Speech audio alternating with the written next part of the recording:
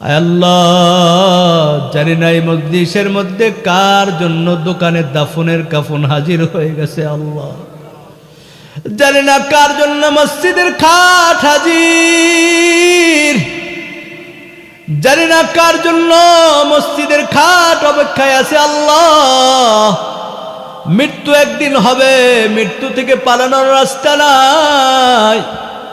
আয় আল্লাহ, ওই মৃত্যুটা পবিত্র হালতে দিয়েন আল্লাহ, ওই মৃত্যুটা আল্লাহ নামাজের হালতে দিয়েন আল্লাহ।